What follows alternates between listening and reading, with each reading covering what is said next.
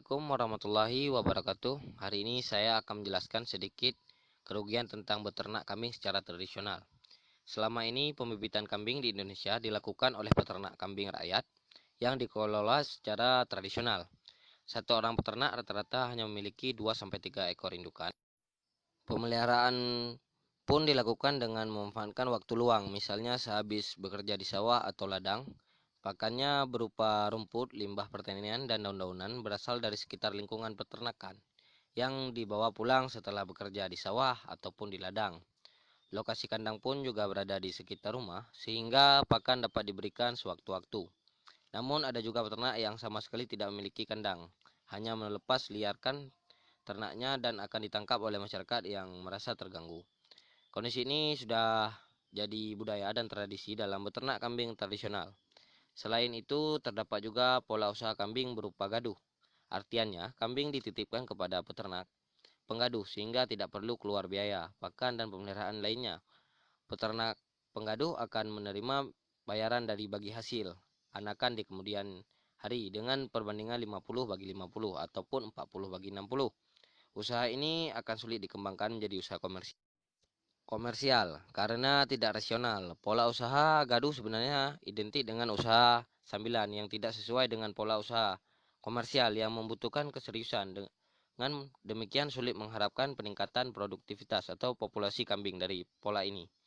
Umumnya peternak tradisional membeli 1 atau 2 ekor induk kambing yang sudah siap kawin. Biasanya jika peternak tidak memiliki pejantan ataupun pemacikan, maka akan meminjam kambing tetangga atau disewa untuk dikawinkan pada kambing betinanya.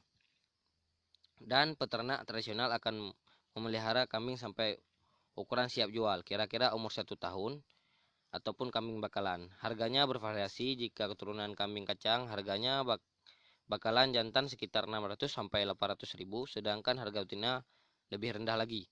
Namun jika keturunan PE ataupun peranakan etawa, harganya bakalannya bisa mencapai 1 juta ataupun lebih untuk yang jantan.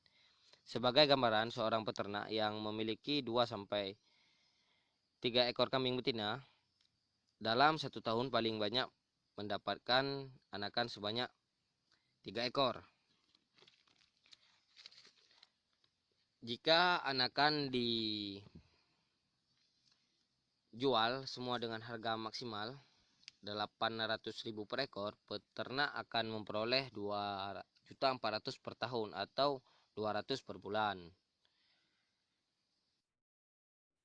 Atau 200 ribu per bulan, atau kurang dari 7 ribu per hari. Penghasilan itu bukan suatu keuntungan, tetapi upah tenaga mencari rumput.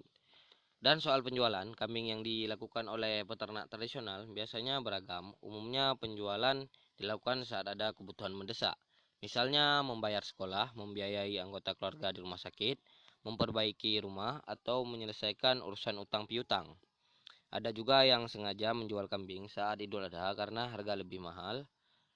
Bahkan ada juga peternak yang menjual semua kambingnya karena kesulitan. Dan pada umumnya kambing dijual pada tengkulak yang ada di sekitar tempat tinggal atau yang ada di desa tersebut. Namun tengkulak itu cuma sebagai perantara yang menghubungkan peternak kambing dengan pedagang yang mempunyai modal atau konsumen.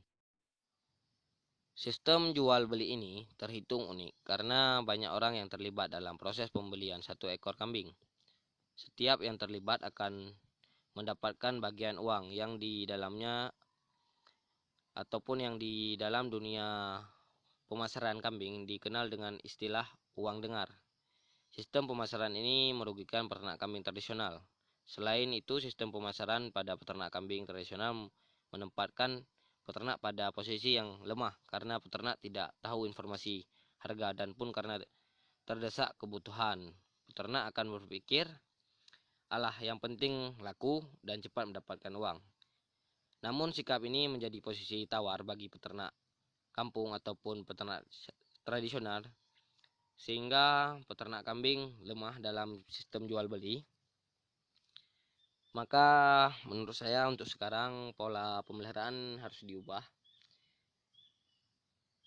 Jangan lagi cuma untuk sampingan, namun kambing ini jika dikelola dengan benar maka akan menjadi satu omset yang sangat bagus untuk meningkatkan perekonomian, karena kita bisa memilih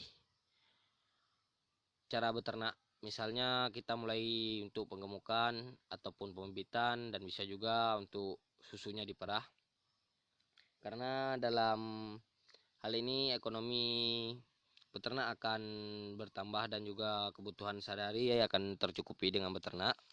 Namun jika polanya masih pola bagi hasil, menurut saya itu akan merugikan yang memelihara. Lebih baik membeli bakalan kecil untuk dipelihara sendiri, namun sudah milik sendiri dan tidak ada unsur yang harus kita bagi. Karena saya tahu mengarit itu sangat lelah. Ya mungkin sekian yang dapat saya sampaikan, semoga bermanfaat dan juga bisa menambah wawasan dan membuka pikiran teman-teman untuk beternak mandiri dengan milik sendiri.